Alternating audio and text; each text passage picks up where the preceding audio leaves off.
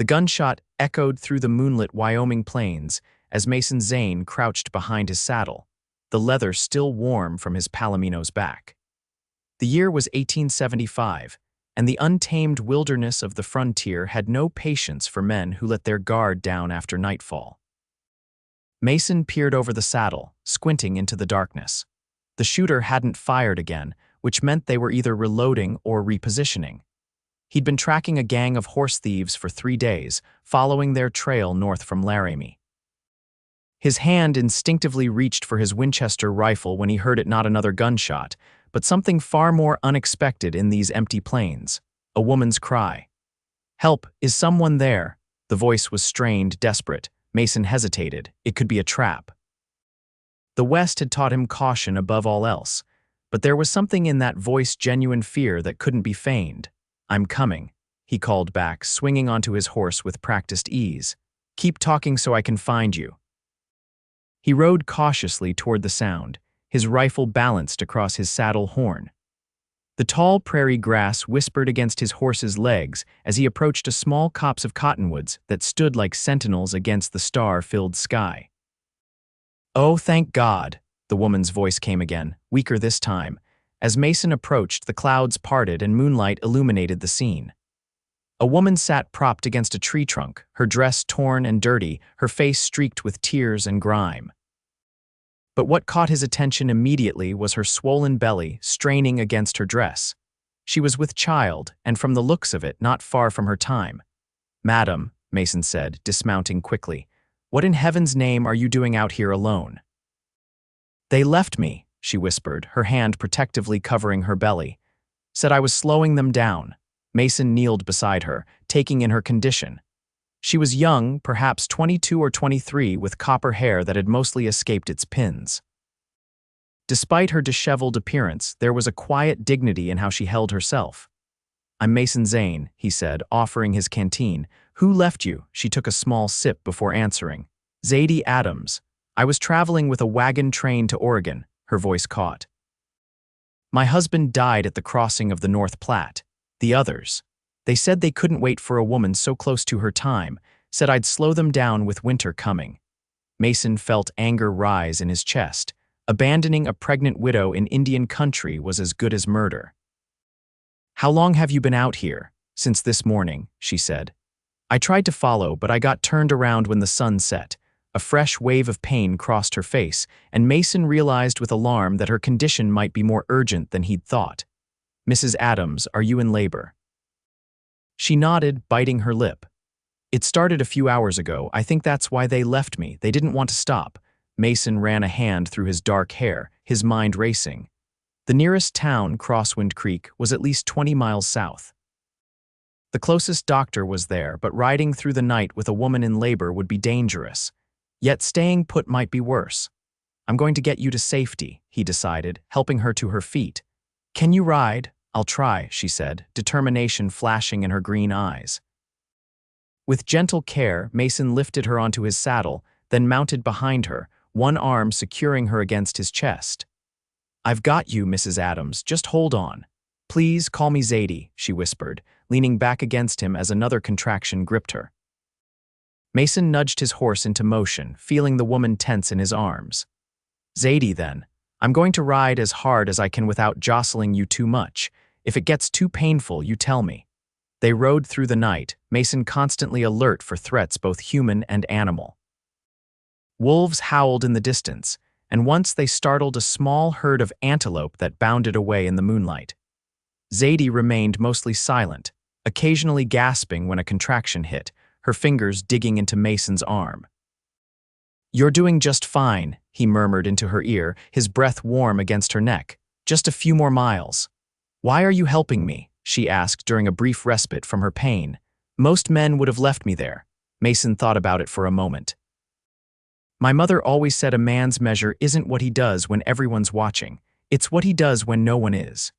"Your mother sounds wise," Zadie said softly. "She was," Mason replied, the old grief still present but dulled by time. "Lost her and my pa to cholera when I was 16. "I'm sorry. It was a long time ago." Mason adjusted his hold on her as they descended a gentle slope.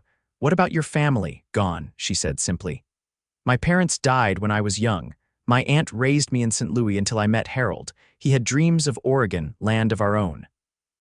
The mention of her dead husband brought silence between them, broken only by the steady rhythm of the horse's hooves and Zadie's increasingly frequent gasps of pain. By the time they spotted the lights of Crosswind Creek, Zadie was slumped against Mason, her forehead slick with sweat despite the cool night air. The contractions were coming faster now, and Mason feared they might not reach help in time. The town was mostly dark, but a light still burned in the doctor's office at the edge of the main street. Mason rode directly there, dismounting with Zadie in his arms. He kicked at the door, unable to knock with his arms full. "Doc Pearson, open up. It's an emergency." The door swung open to reveal a gray-haired man in suspenders, his spectacles perched on his nose. "Mason Zane, what in tarnation?" His eyes widened as he took in the pregnant woman. "Bring her in, quickly." Mason carried Zadie into the small clinic, laying her gently on the examination table as the doctor bustled around gathering supplies. "Found her abandoned by a wagon train," Mason explained, stepping back as the doctor moved in to examine Zadie. "She's been in labor for hours." "You did right bringing her here," Doc Pearson said, his experienced hands checking Zadie's condition. "But this baby isn't waiting much longer. Mrs. Adams," Zadie managed between rapid breaths. "Zadie Adams. Mrs. Adams, you're about to become a mother," the doctor said kindly. "Mr. Zane, you might want to wait outside." Mason moved toward the door, but Zadie's hand shot out, grabbing his wrist with surprising strength. "Please," she said, her eyes wide with fear, "don't leave me alone." Mason looked to the doctor, who shrugged. "It's not conventional, but if the lady wants you here." "I'll stay," Mason promised, taking Zadie's hand.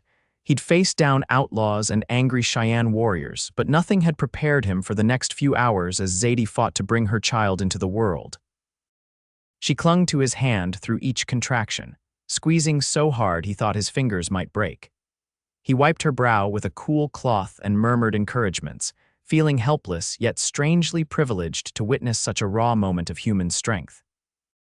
Just as dawn was breaking over the eastern plains, a baby's cry filled the small room. "A daughter," Doc Pearson announced, holding up the squalling infant. "A perfectly healthy little girl." Zadie collapsed back against the pillows, tears streaming down her face as the doctor placed the swaddled baby in her arms. "Hello, little one," she whispered. "You've had quite a journey already." Mason stood back, a lump forming in his throat as he watched mother and child together. Something shifted in his chest, a feeling he couldn't name taking root beside his heart. "Thank you," Zadie said, looking up at him with exhausted eyes. "I don't know how to repay you." "No need," Mason said, his voice rough with emotion. "Just glad I was passing by." Doc Pearson clapped him on the shoulder. "You should get some rest, son. There's a boarding house down the street. Mrs. Adams and the baby will need to stay here for a few days." Mason nodded, suddenly aware of his own exhaustion. "I'll check in later," he promised, taking one last look at Zadie and her daughter before stepping out into the new day. The town was coming to life, shopkeepers unlocking doors and freight wagons rolling down the main street. Mason secured a room at the boarding house, but found himself unable to sleep despite his fatigue. His thoughts kept returning to the woman and child he'd rescued. What would become of them? Zadie had no family, no husband, no money as far as he knew. The West was hard enough on families with two parents, for a lone woman with a newborn.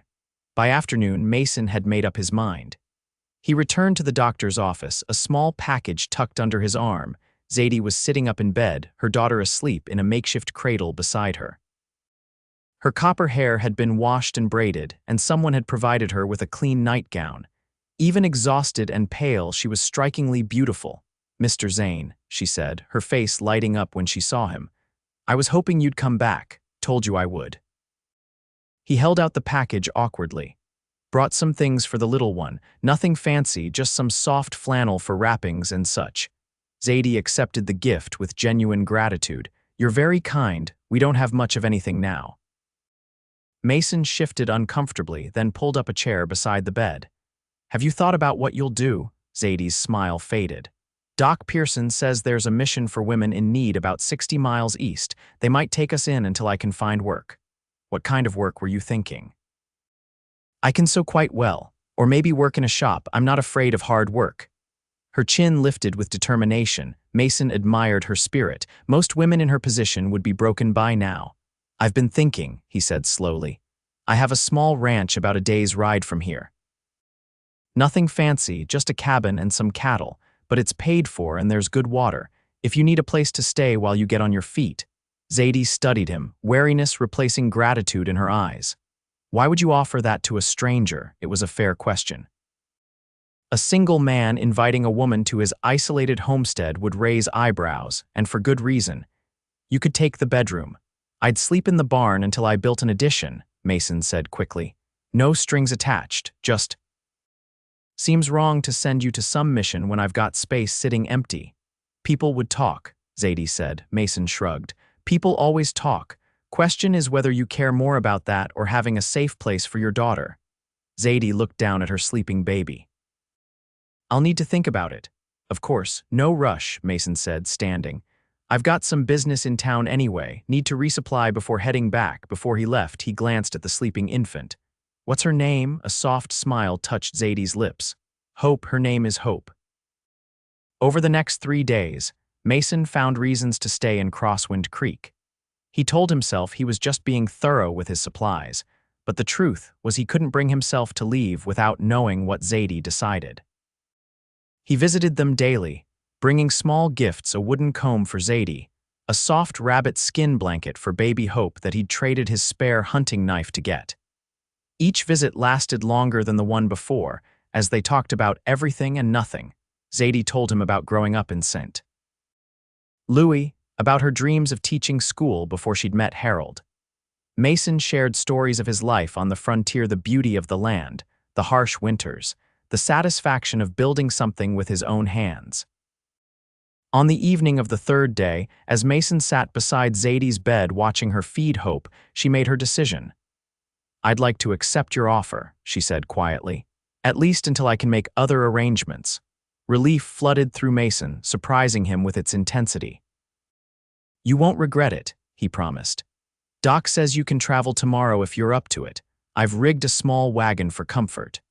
True to his word, Mason had spent the previous day modifying a wagon he'd purchased from the livery, adding a canopy and padding the bed with straw and blankets.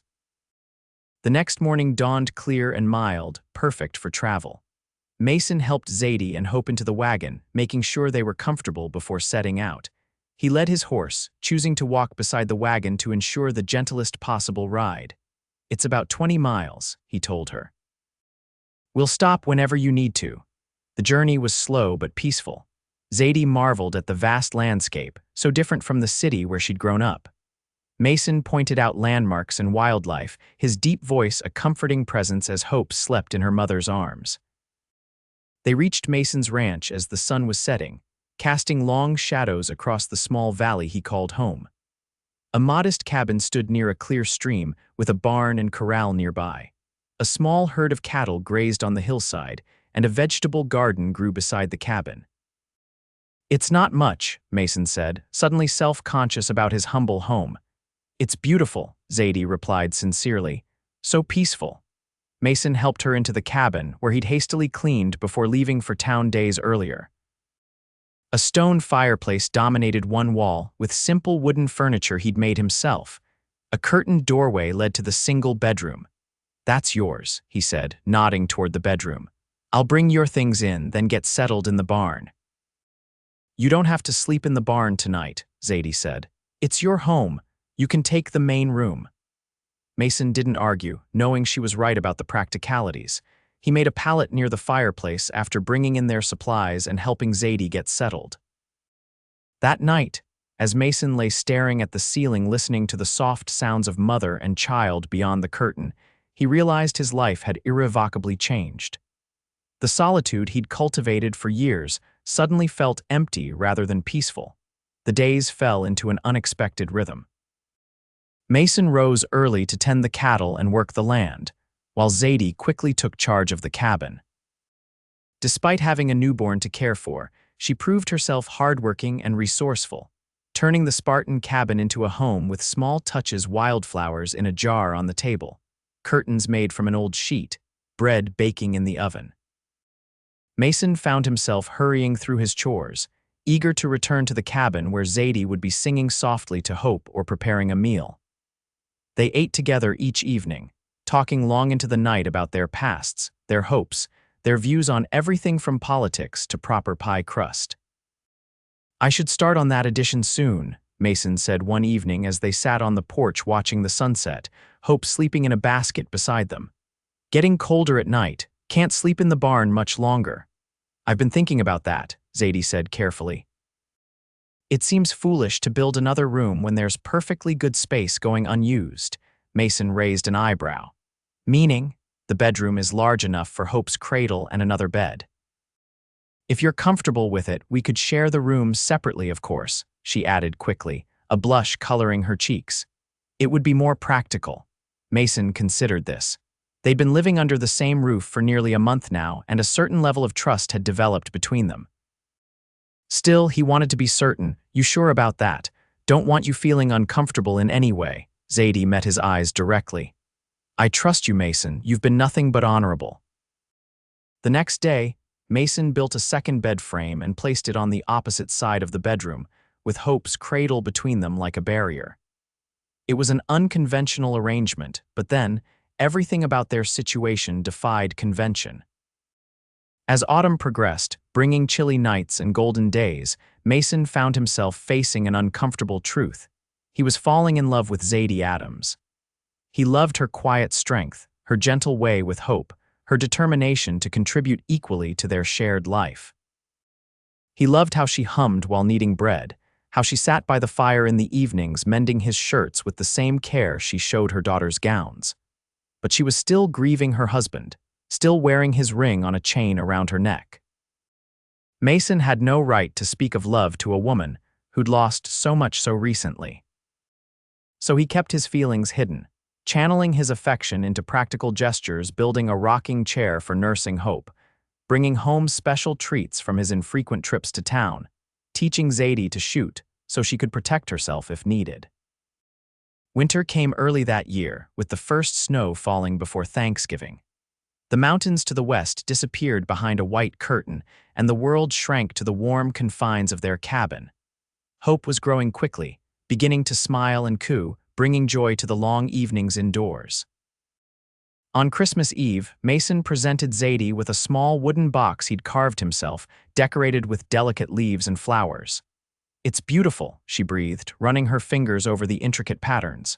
"Open it," he urged. Inside lay a simple silver locket. "It's not new," he admitted.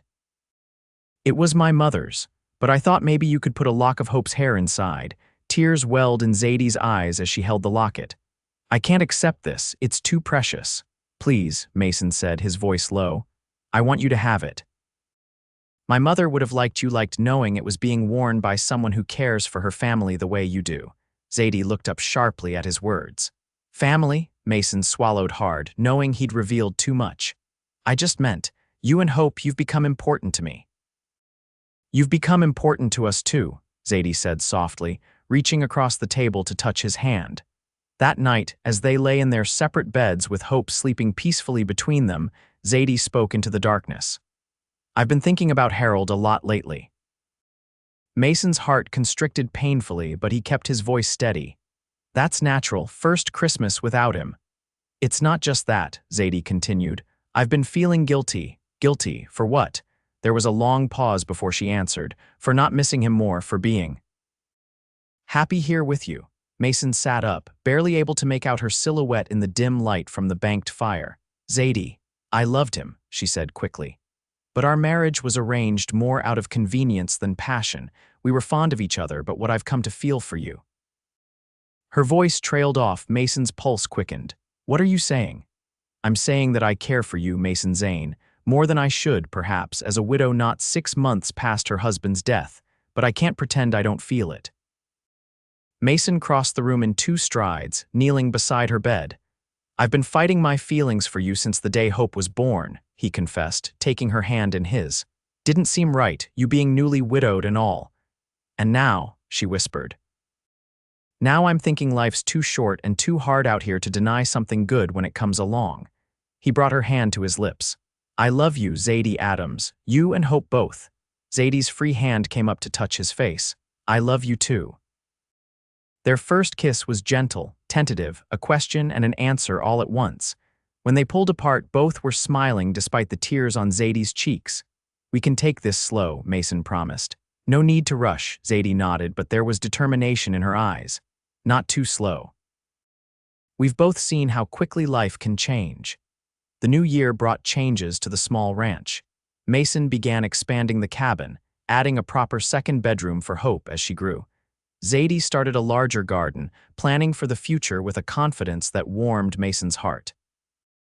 They were married in the spring, a simple ceremony in Crosswind Creek with Doc Pearson and a few neighbors as witnesses. Hope, now crawling and babbling, wore a crown of wildflowers that matched her mother's bouquet. Never thought I'd find a family out here, Mason said that night as they stood on the porch of their home, watching the stars emerge. Always figured I'd live and die alone on this land. And now, Zadie asked, leaning into his embrace. Now I can't imagine any other life, he answered honestly. You and Hope, you're everything to me. Life on the frontier remained challenging. There were harsh winters, drought summers, and the constant work of maintaining a ranch. But there were joys too. Hope's first steps across the cabin floor, the birth of their son Michael the following year, the slow growth of their herd and their land. 5 years after that fateful night when Mason found Zadie alone on the plains, they stood together watching their children play in the summer twilight. Hope, now a spirited 5-year-old with her mother's copper hair, was teaching 4-year-old Michael how to catch fireflies. Do you ever regret it? Mason asked suddenly. Coming here with me that day, Zadie turned to him, surprise evident in her expression. Regret it? How could I? You saved my life, saved both our lives. She glanced at Hope, then back at her husband. And you gave us a home, a family. You gave me the same, Mason said, pulling her close. I was just existing before you came along. Now I'm living. As twilight deepened into night, Mason reflected on how a single choice to investigate a cry for help rather than ride away had transformed his life completely. The lone cowboy who once wandered the plains had found his purpose in the woman he'd lifted onto his saddle that desperate night, and the family they'd built together. When Hope ran to them, hands cupped around a glowing firefly, her face alight with wonder, Mason knew with absolute certainty that some treasures couldn't be measured in gold or land. The most precious things came from the heart, from love freely given and gratefully received. In the vast wilderness of Wyoming territory, where life was often brutal and short, Mason and Zadie had found something rare and beautiful. They had found each other, and in doing so, had created a sanctuary of love that would endure long after the frontier faded into history.